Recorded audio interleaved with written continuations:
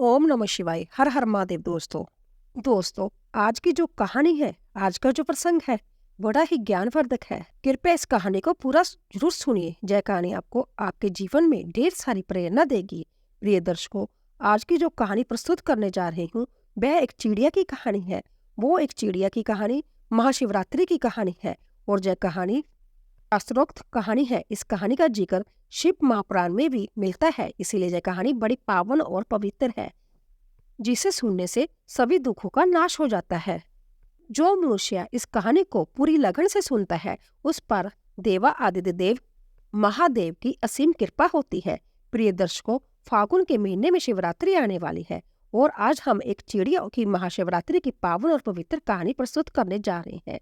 यह कहानी इतनी बड़ी पावन पवित्र है, जो लोग महाशिवरात्रि के व्रत करते हैं, उन लोगों के लिए यह कहानी कोई रामबाण से कम नहीं है। भोलेनाथ का व्रत करने वाले लोगों के लिए यह कहानी किसी वरदान से कम नहीं है। उन लोगों को यह कहानी जरूर सुनना चाहिए। जो लोग सोमवार का व्रत करते हैं, उनको भी इस कहानी को जरूर सुनना चाहिए। जो लोग इस कहानी को सुनते हैं, उन पर देवादिदेव महादेव की असीम कृपा होती है और साथ में मनुष्य को अच्छे कर्म करने की यह कहानी प्रेरणा देती है। मनुष्य को अपने जीवन में सदमार्ग पर चलने की प्रेरणा देती है। कहानी शुरू करने से पहले जो लोग हमसे नए जुड़े हैं, वह हमारे चैनल को सब्सक्राइब करें और कमेंट बॉक्स में हर हर महादेव अवश्य लिखें और बेल आइकॉन करना न भूलें, ताकि हर आने वाली वीडियो का नोटिफिकेशन सबसे पहले आपको मिले और आप उसका फायदा उठा सके। शुरू करते हैं प्रिय दोस्तों आज की प्यारी सी कहानी। एक नगर में एक सेठ और सेठानी रहते थे। उनके पास अन्न धन की कोई कमी नहीं थी, लेकिन वो लोग अपने जीवन में कभी भी कोई दान दक्षिणा, कोई धर्म पुण्य का कार्य नहीं किया करते थे। उनके जीवन में उन्होंने कभी भी धर्म पुण्य का कार्य नहीं किया। उनके जीवन में उन्होंने कभी भी किसी को भिक्षा नहीं दी और उनके कोई खाने वाला भी नहीं था, कोई संतान नहीं थी।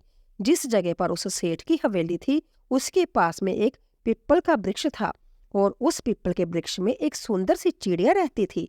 चिड़िया ने अपना घोंसला बना रखा था। चिड़िया के दो छोटे छोटे बच्चे थे।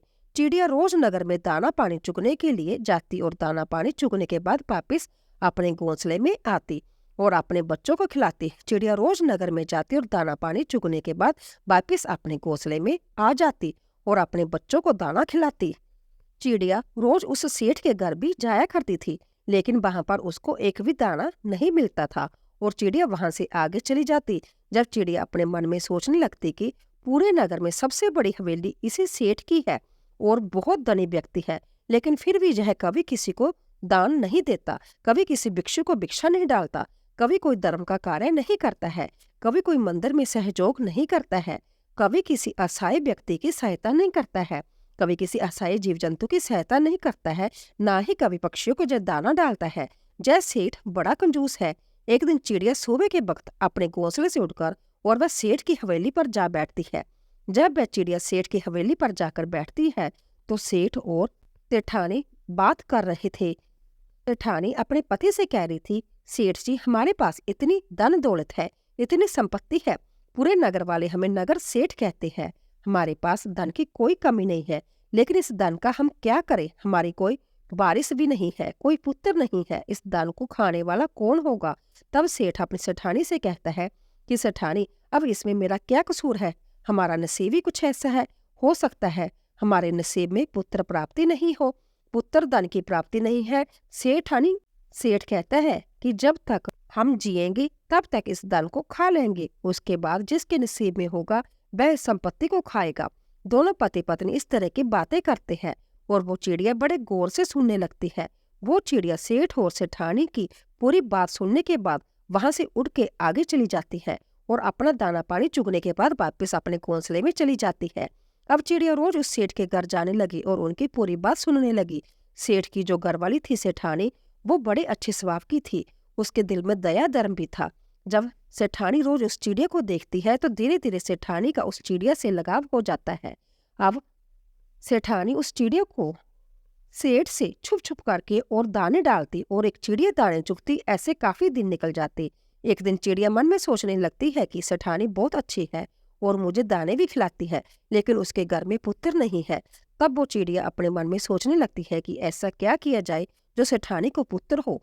चिड़िया सोचने लगती है कि एक औरत जब तक माँ नहीं बनती, जब तक उसका औरत होना ही बेकार है। एक औरत का दुख एक औरत समझ सकती है।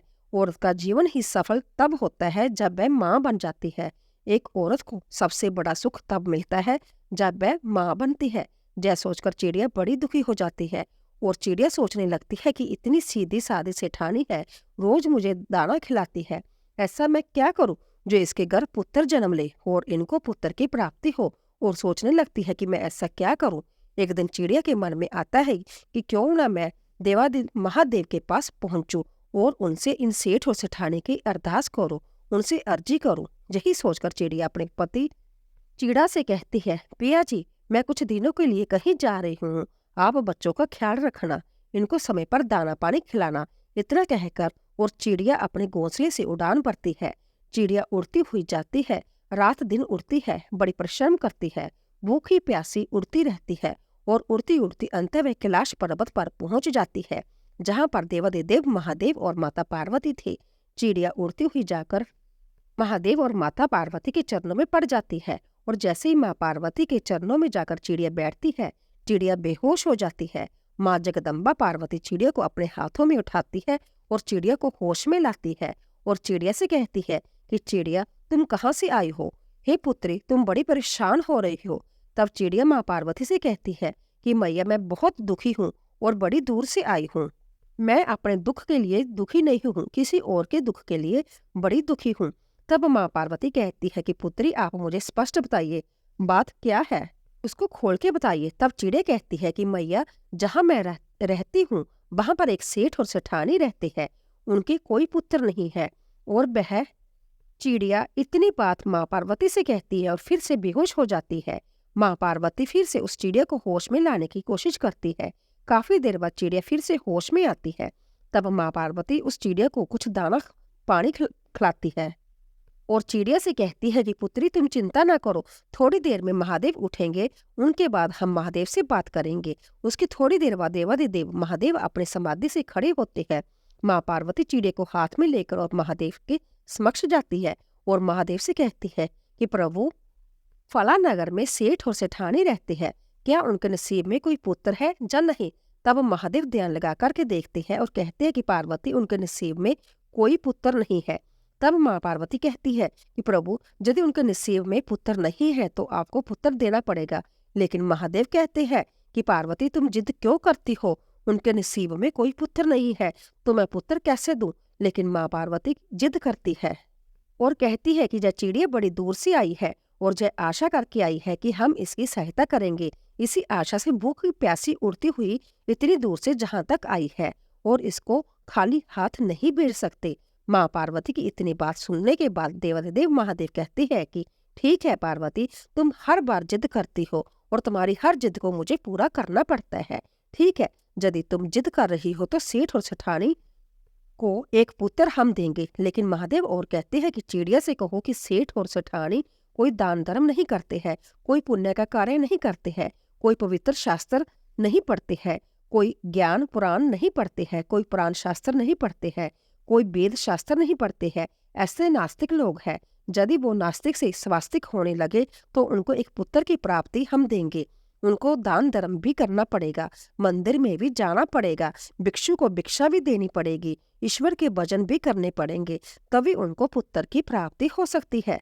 तब वह चिड़िया कहती है कि प्रभु, मैं अपनी तरफ से पूरी कोशिश करूंगी कि सेठ और सेठानी मंदिर भी जाए, व्रत त्योहार करे, दान दक्षिणा करे। मैं अपनी तरफ से पूरी कोशिश करूंगी। तब महादेव कहते हैं कि तथास्तु। उसके बाद चिड़िया देवादेव महादेव को और माँ पार्वती को प्रणाम करके वहां से उड़ान भरती है और उड़ती हुई अपने घोंसले में आ जाती है।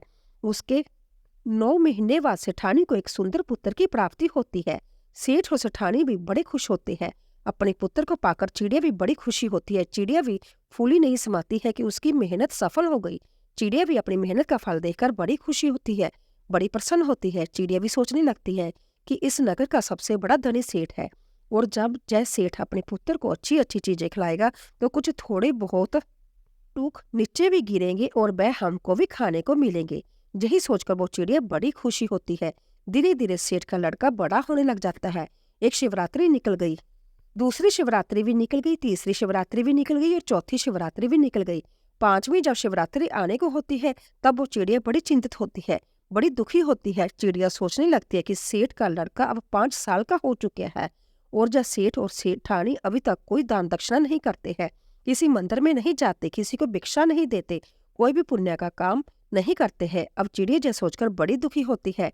चिड़िया सोचने लगती है कि यदि यह लोग की दान धर्म करना शुरू नहीं किया तो इनका पुत्र अल्प आयु होगा और बहुत जल्द खत्म हो जाएगा। यही सोचकर चिड़िया बड़ी दुखी होती है, बड़ी चिंतित हो जाती है। चिड़िया सोचने लगती है कि मैं सेठ और सेठानू को कहूँ तो कैसे कहूँ, मेरी भाषा को जय समझने गए नहीं, मेरे इशारे को जय समझते नहीं, अब मैं क्या करूँ। यही सोचकर चिड़िया बड़ी दुखी हो जाती है। तब तक चिड़िया के बच्चे भी बड़े बड़े हो चुके थे। चिड़िया अपने बच्चों से कहती है कि पुत्रों तुम अपना ख्याल रखना, मैं कुछ दिनों के लिए कहीं जाकर आ रही हूँ। तब चिड़िया फिर से अपने घोंसले से उड़ान भरती और सीधी कैलाश पर जाती है। कैलाश पर जाकर माँ पार्वती के चरणों में पड़ जाती है और माँ पार्वती चिड़िया को हाथ में उठाकर कहती है कि चिड़िया पुत्री, अब तुम्हें क्या परेशानी है, तुमने जैसा कहा था वैसा हो गया, सेठ और सेठानी को पुत्र मिल गया है, अब तुम दोबारा से फिर क्यों आई हो। तब चिड़िया माँ पार्वती से कहती है कि मैया, सेठ और सेठानी को पुत्र तो मिल गया है, लेकिन मैं सेठ और सेठानू को सदमार्ग पर लाने में सक्षम नहीं हूँ, अर्थात उनको सदमार्ग पर लाने में अक्षम नहीं रही, उनको मैं धर्म के कार्य में नहीं ला सकी। दोनों पति पत्नी अभी भी वैसे के वैसे ही है, ना वो मंदिर जाते हैं, ना कोई दान धर्म करते हैं, ना किसी को भिक्षा देते हैं, ना किसी भगवान का भजन करते हैं, अभी भी दोनों पति पत्नी वैसे ही है। तब महादेव कहते हैं कि चिड़िया तो फिर उनका पुत्र अल्पायु होगा। तब चिड़िया माँ पार्वती के चरणों में पड़ जाती है और अपने सिर को पीटने लगती है, कहती है मैया ऐसा नहीं होना चाहिए, उनका पुत्र दीर्घ आयु होना चाहिए, अल्पायु नहीं। चिड़िया इस बात को अच्छी तरह जानती है कि जब पिता से कोई चीज मांगनी है तो मैया के चरणों में पड़ जाओ, यदि आप मैया को राजी कर लेते हो तो पिता अपने आप मान जाते हैं। यही सोचकर चिड़िया माँ पार्वती के चरणों में पड़ जाती है और अपना सर को पीटने लग जाती है। जब माँ पार्वती फिर से चिड़िया को हाथ में उठाती है और पूछती है और कहती है पुत्री तुम शांत हो जाओ, तब माँ पार्वती फिर से भोलेनाथ से अर्ज करती है कि महादेव ऐसा नहीं होगा। फिर चिड़िया कहती है कि मैया मैंने अपनी तरफ से पूरी कोशिश की है उनको समझाने की, लेकिन वो लोग नहीं, ना तो मेरी भाषा को समझ पाते हैं और ना ही मेरे इशारे को समझ पाते हैं, अब मैं करूँ तो क्या करूँ। तब चिड़िया कहती है कि माँ आप और भोले बाबा दोनों यदि वहां जाकर सेठ और सेठानी को सदमार्ग पर लाई तो बहुत अच्छा होगा। तब माँ पार्वती और भोलेनाथ बाबा कहते हैं कि ठीक है चिड़िया ऐसा ही होगा, हम बहुत जल्द ही सेठ और सेठानी के द्वार पर पहुंचने वाले हैं। प्रिय दर्शकों, फिर चिड़िया वापिस कैलाश से अपने घर को आ जाती है, अपने घोंसले में आती है। उधर महादेव और माता पार्वती एक भिक्षु का, एक साधु का रूप धारण करके सेठ और सेठानी के द्वार पर आते हैं और सेठानी से कहते हैं कि मैया हमको बड़ी तेज भूख लगी है और हमको भोजन खिलाइए, यदि तुम लोग हमें भोजन नहीं खिलाओगे तो हम तुम्हें श्राप दे देंगे और तुम बर्बाद हो जाओगे। तब सेठानी हाथ जोड़कर कहती है कि बाबा तुम मुझे श्राप मत देना, तुम हमें श्राप मत देना, हम तुम्हें जरूर भोजन खिलाएंगे। तब सेठानी साधु के वेश में महादेव और माँ पार्वती को अपने घर के अंदर ले जाती है और अच्छे अच्छे पकवान बनाती है और दोनों को जमाती है। उधर सेठ जाकर कभी कोई मिठाई लेकर आता है, कभी कोई मिठाई लेकर आता है। जय देखकर माँ पार्वती बड़ी प्रसन्न होती है, बड़ी खुश होती है। माँ पार्वती सोचती है कि महादेव का प्रसाद है इसीलिए इतना चंचल है। जब सेठानी ने साधु के वेश में माँ पार्वती और भोलेनाथ को भोजन करा देती है, उसके बाद महादेव और पार्वती उसके घर से जाने लगते हैं। तब सेठ और सेठानी दोनों आते हैं और हाथ जोड़कर कहते हैं कि बाबा हमसे सेवा में कोई कमी रह गई हो तो आप हमें क्षमा करें, लेकिन श्राप न दे। तब महादेव कहते हैं कि सेठ सेठानी ध्यान से सुनो, गलतियां तो तुमने बहुत की है और गलतियां करते ही जा रहे हो, यदि इसी तरीके से रहे तो तुम्हारे पुत्र पर घोर संकट आने वाला है और तुम्हारा पुत्र बहुत जल्द इस दुनिया से अलविदा हो जाएगा। तब सेठ और सेठानी साधु के वेश में भोलेनाथ के चरणों में पड़ जाते हैं और कहते हैं कि बाबा हमें कोई मार्ग बताइए, हम क्या कर सकते हैं, बुढ़ापे में जाकर हमें एक पुत्र प्राप्त हुआ है और हम इस पुत्र को खोना नहीं चाहते। तब महादेव कहते हैं कि खड़े हो जाओ और ध्यान से सुनो। आज के बाद यदि तुम्हारे द्वार पर कोई भी आता है तो वह खाली हाथ नहीं जाना चाहिए। दान धर्म करो, तालाब खुदवाओ और कुएं खुदवाओ, लोगों की सहायता करो, परेशान जीव जंतु की सहायता करो, धर्म पुण्य करो और महाशिवरात्रि का व्रत करो, ईश्वर की भक्ति करो, ईश्वर का भजन करो। महादेव इतनी बात कहते हैं, तब दोनों पति पत्नी हाथ जोड़कर महादेव के चरणों में पड़ जाते हैं। कहते हैं कि बाबा हम ऐसा ही करेंगे। और सेठ और सेठानी से महादेव कहते हैं कि तुम्हारे घर में जो जय पुत्र खिल रहा है, जय तुम्हारी मेहनत से नहीं, तुम्हारे नसीब में नहीं था। जय एक चिड़िया की मेहनत है जो तुम्हारे जहां से उड़कर कैलाश तक पहुंचती है। और कैलाश तक जाने के बाद महादेव और पार्वती से अर्जी करके बेनती करके जय पुत्र मांगा है। जय उनकी भक्ति का फल है जो तुम्हारे घर में आज एक नन्हा सा पुत्र खेल रहा है। तब सेठ और सेठानी कहते हैं कि बाबा वो चिड़िया कौन सी है। तब वह चिड़िया वहां आती है और महादेव और माता पार्वती को प्रणाम करती है। प्रिय दर्शकों, यह दिन महाशिवरात्रि का था जिस दिन महादेव और माता पार्वती सेठ और सेठानी के घर आए। सेठ और सेठानी के घर माँ पार्वती और भोलेनाथ अपना पूर्ण रूप धारण करते हैं और सेठ और सेठानी को दर्शन देते हैं और चिड़िया की शिवरात्रि सफल होती है। बड़े धूमधाम से सेठ और सेठानी महाशिवरात्रि मनाते हैं और महाशिवरात्रि का व्रत करते हैं और साथ में चिड़िया भी व्रत करती है और देवादिदेव महादेव के दर्शन पाकर वह तृप्त हो जाते हैं। उनकी महाशिवरात्रि सफल हो जाती है। जो लोग महाशिवरात्रि का व्रत करते हैं उन लोगों पर देवादिदेव महादेव की ऐसी ही कृपा रहे जैसे सेठ और सेठानी पर रही और चिड़िया पर रही। प्रिय दर्शकों, आज की कहानी जहाँ खत्म होती है, हम उम्मीद करते हैं कि यह कहानी आपको जरूर पसंद आई होगी और इस कहानी से आप ढेर सारी प्रेरणा लेंगे। धन्यवाद।